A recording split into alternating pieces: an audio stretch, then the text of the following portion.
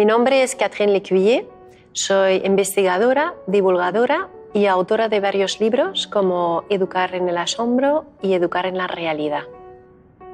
Hola, soy Catherine, encantada. Yo soy Mariano, ¿qué tal? Yo soy padre de un niño de pequeña edad y quería hacerte algunas preguntas. Todos podemos comprobar cómo los niños se quedan fascinados ante una televisión o una tablet. ¿Tú crees que debemos evitar ese impulso? Bueno, primero hemos de saber que esos dispositivos son altamente adictivos, porque introducen al niño en un círculo de recompensa a través de la producción de la hormona de la dopamina. Lo que ocurre ante la pantalla en esas edades tempranas, en las que aún no se tienen todas esas cualidades desarrolladas como la templanza, la fortaleza, es fascinación, no es atención sostenida. La atención es una actitud de descubrimiento, una actitud de apertura ante la realidad. Es la actitud activa del que formula preguntas, busca respuestas, está a la expectativa de lo que se encuentra, sin ningún filtro ni prejuicios. En cambio, la fascinación es una actitud pasiva, pasiva ante estímulos novedosos, frecuentes e intermitentes. Es la actitud de embotamiento, podríamos decir, ¿no? del que está todo el día buscando sensaciones nuevas. La crisis educativa yo creo que es principalmente una crisis de atención. ¿Cuáles son los efectos de exponerse demasiado tiempo a una pantalla? ¿Cuáles son los efectos que generan?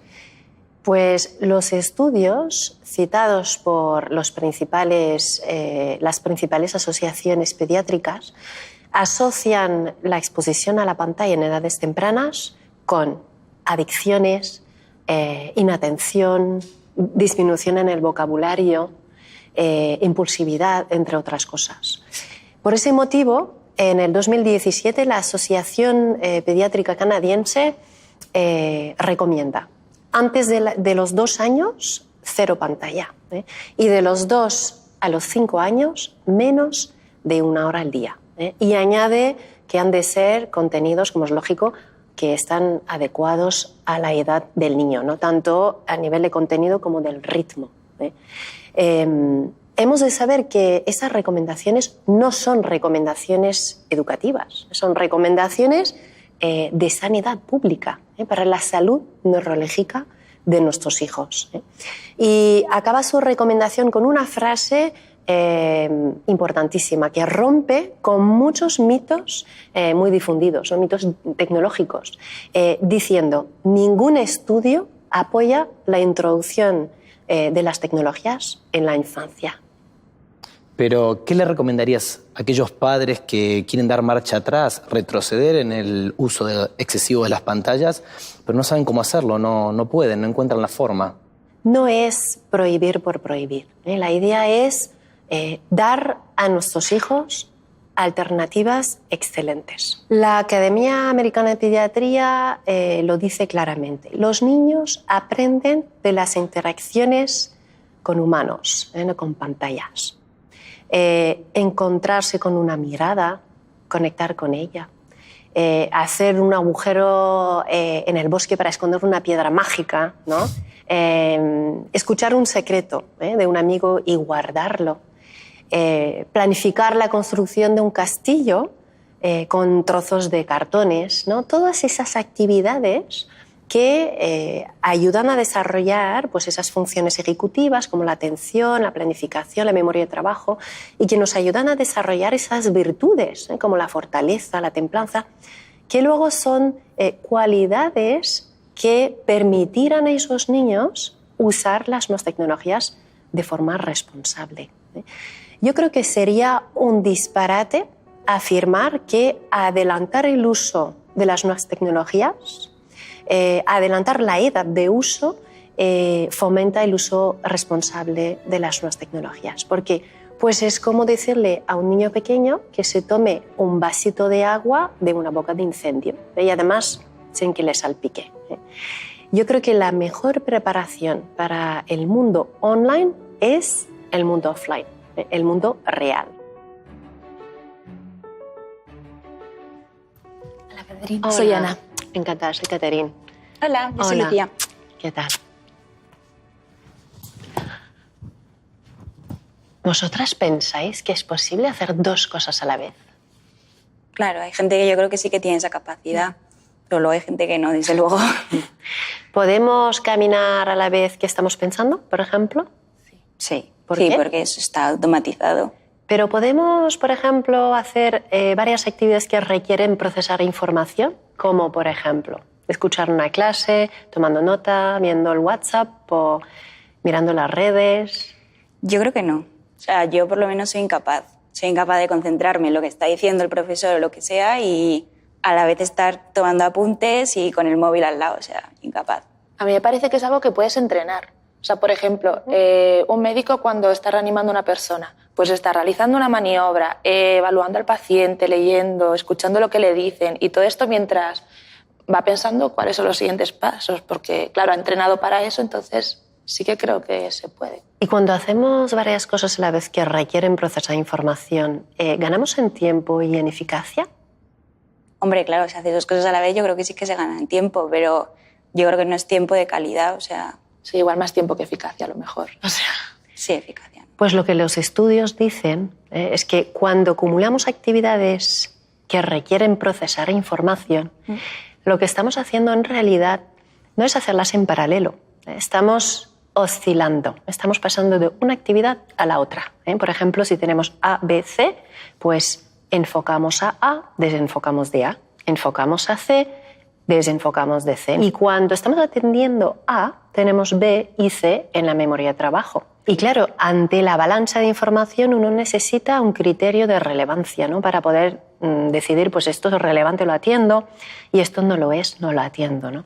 En la Universidad de Stanford, hace unos años, hicieron un estudio en el que se preguntaron si los que hacen multitarea tecnológica oscilan mucho, usan mucho la memoria de trabajo y usan mucho el criterio de relevancia, entonces deben ser muy buenos en esas tres cosas, ¿no? Como dices Sí. tú.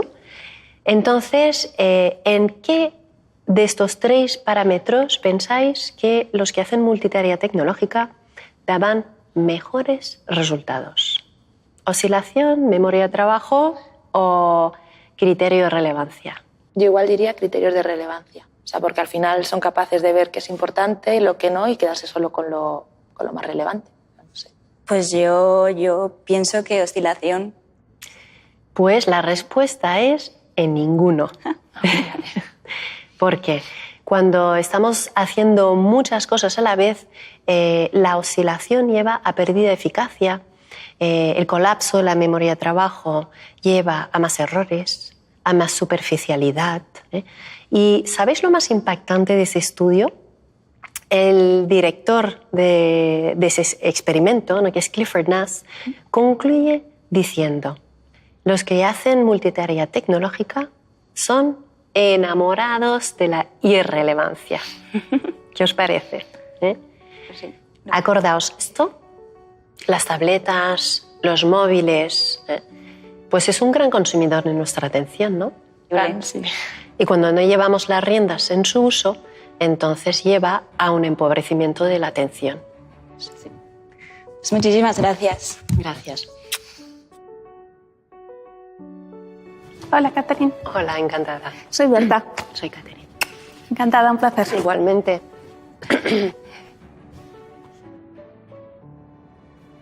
Soy directora de un colegio y me gustaría hacerte alguna pregunta. ¿Crees que hay una crisis de autoridad hoy en día?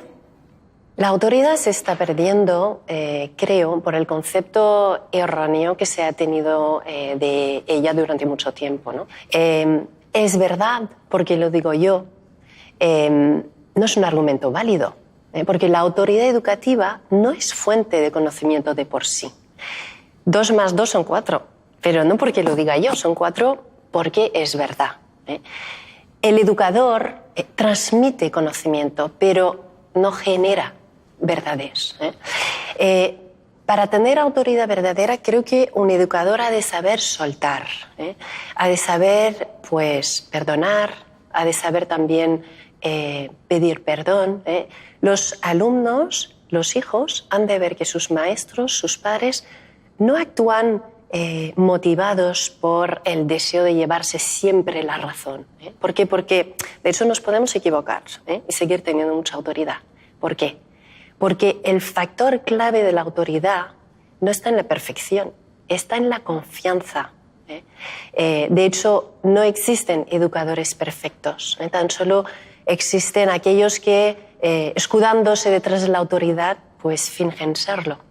La idea es que los alumnos han de ver que sus maestros, sus padres, están al servicio de su educación, no que los alumnos están al servicio del cumplimiento de unas normas estrictas, ¿no? Hemos de preguntarnos por el sentido y por la razonabilidad de las normas que imponemos en relaciones con los fines que pretendemos conseguir, ¿no? De hecho, en la educación, como pasa casi siempre, ¿no?, el problema ocurre cuando mezclamos fines y medios. Claro. Hoy el rol del docente ha cambiado. Los niños y las niñas tienen acceso a la información en la tablet, tienen todo el conocimiento ahí. ¿Eso no hace que se cuestione el concepto, la autoridad del docente? Tendemos, desde hace unos años, a dar más importancia a las metodologías y a los dispositivos que a los contenidos y a los maestros. ¿Es acertado eso? La respuesta se encuentra en un estudio realizado por McKinsey en el año 2011, en el que se analiza 20 sistemas educativos en todo el mundo. Es interesante porque el estudio explica cómo sistemas educativos con gastos similares pueden llegar a tener resultados distintos. Y entonces el estudio concluye diciendo: la calidad de un sistema educativo nunca estará por encima de la calidad de sus docentes. Porque el maestro es la clave en el éxito de un sistema educativo. Porque el maestro es aquel que conoce y ama su materia. Es aquel que la transmite con pasión, con afecto, con sensibilidad, con intuición, cualidades que nunca tendrán los dispositivos tecnológicos. ¿Qué opinas de las nuevas pedagogías innovadoras? Flipped Classroom, trabajo con las tablets en el aula, trabajo cooperativo, la eliminación de las asignaturas. Pues mira, habría que hablar de cada uno en su contexto, pero creo que es importante distinguir modas de propuestas valiosas. Es importante que nuestros hijos tengan una educación basada en las evidencias, no en las modas y tampoco en las ocurrencias, ¿no? La educación, hemos de acordarnos, ¿no?, que no es verdadera porque es innovadora, sino que es innovadora porque es verdadera. ¿Hay alguna forma de casar la educación clásica con las nuevas pedagogías? Agustín de Hipona decía hace muchos años: una vez los maestros han explicado las disciplinas, entonces los alumnos juzgan en sí mismos si han dicho cosas que son verdaderas. Y acaba diciendo: entonces es cuando aprenden. Entonces vemos que esto de que el alumno es protagonista de su educación, pues no es un invento de las nuevas pedagogías. Sin embargo, ellas nos lo recuerdan y nos ayudan a alejarnos del conductismo, del mecanicismo que ha caracterizado una corriente de la educación tradicional durante mucho tiempo, que nos ha hecho ver al niño como un ser pasivo, un ser programable al que vamos echando pues conocimiento. Pero ojo, porque esto de que los alumnos son protagonistas de su educación no quiere decir que el alumno se invente la realidad. Quiere decir que el alumno descubre la realidad, pero con la ayuda del maestro. Lo hace suyo. La realidad no se construye, se descubre. Entonces, esa interpretación, podríamos decir, no ontológica del constructivismo, sí sería un punto de encuentro entre la educación clásica y la educación, las nuevas pedagogías. Y creo que esto se ve muy bien reflejado en los escritos de María Montessori, que reconcilia muy bien la educación clásica con las nuevas pedagogías, cuando ella dice: nuestros hijos no hacen todo lo que quieren, sino que quieren hacer todo lo que hacen. Bueno, pues muchísimas gracias. Gracias a ti, Berta. Ha Hasta sido luego. un placer, Catherine.